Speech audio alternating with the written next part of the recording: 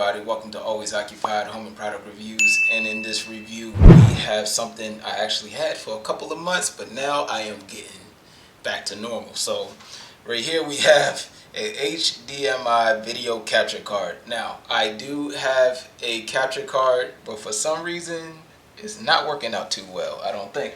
So I don't know if you may have one of these type of capture cards right here. So I got this capture card from Amazon. I'll put a link in the description to this one too. This one actually, it did pretty well for the past 4 years, I think.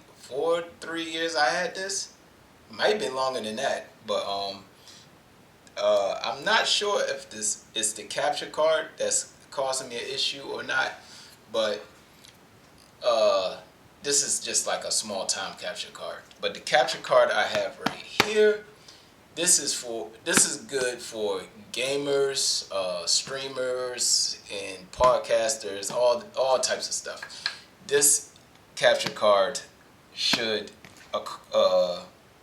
accomplish your mission. This is how I received it.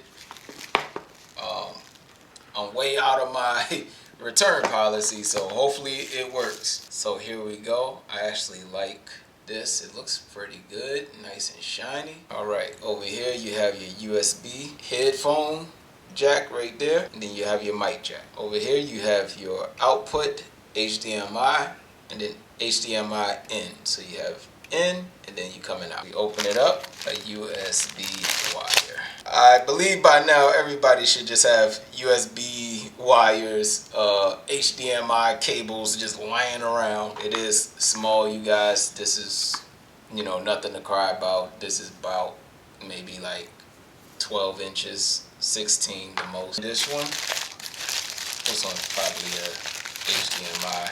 Yeah. Let's go ahead and open this one. Then we have the HDMI. Now, this is 4K. Once again, you do have more expensive capture cards, and the reason being is because of the chips on the inside. Some does, a little bit faster frame rates and stuff like that. So if you want to get heavy into gaming, streaming, and stuff like that, you want to get yourself a good capture card, you guys. But these are budget capture cards.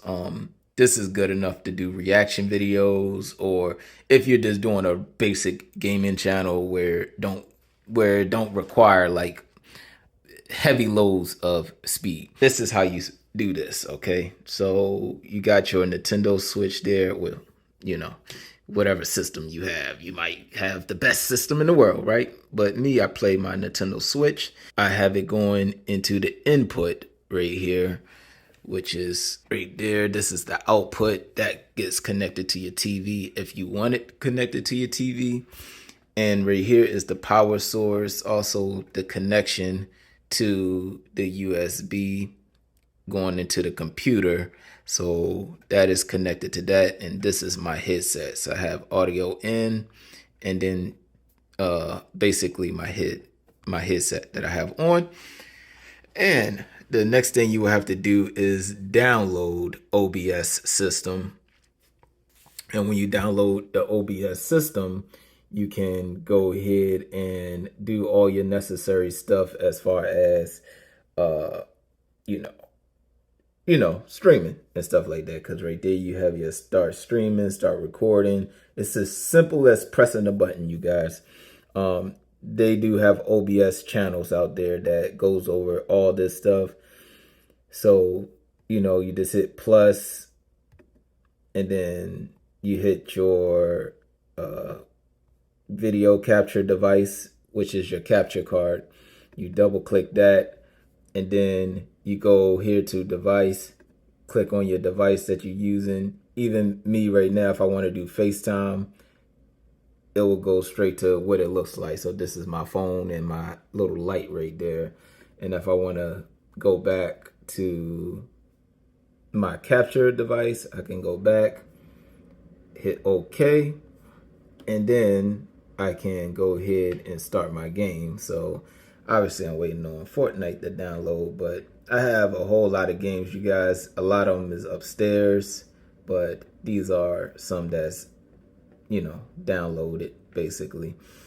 And yeah, so that will be it. If y'all have any other questions, comments, and concerns about the capture card and how to hook it up, basically I just told you how to hook it up. But if you have any other questions, comments, concerns, please let me know in the comment section. I will be having probably 2 more capture cards coming to the channel. I do have one that has 2 inputs that I have in the cart. I haven't ordered yet, but I have it in the cart.